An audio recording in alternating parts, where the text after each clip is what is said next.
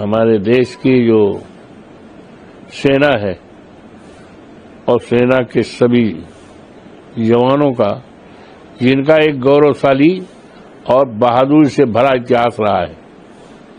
दुनिया के लोग हमारी सेना को लोहा मानते हैं, तो मैं सेना के जवानों को बधाई देता हूं।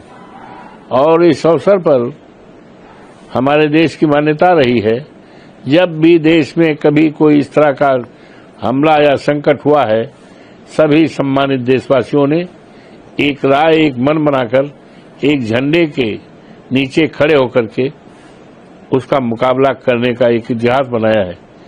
इस बार भी हमारे सभी सम्मानित देवतुल्य देशवासियों ने एकता का परिचय देते हुए सभी राजनीतिक पार्टियों ने, देशवासियों ने इस घड़ी में आतंकवाद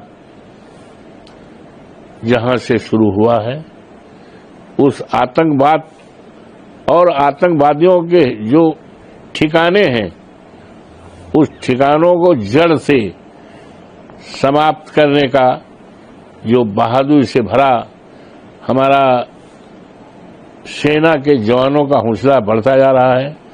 मुझे उम्मीद है कि 48 घंटे के अंदर पूरी तरह से हमारी बहादुर सेना उन ठिकानों को तहस नहस करके हमेशा के लिए खात्मा कर देगी। कहीं भी फिर इस देश में आतंकवादियों का नामो निशान नहीं रहेगा। हमें याद है 65 में हम स्टूडेंट थे एमए के डीएवी कॉलेज कानपुर में, उस समय पाकिस्तान का अटैक हुआ था। हम लोगों ने हॉस्टल में रहते थे, एक टाइम का भोजन 90 पैसे का कूपन रहता था, दे दिया था सेना के जवानों के लिए। हमारे साथ जो बहनें थी क्लास में, उन्होंने अपने जेवरात सेना के लिए दिया है।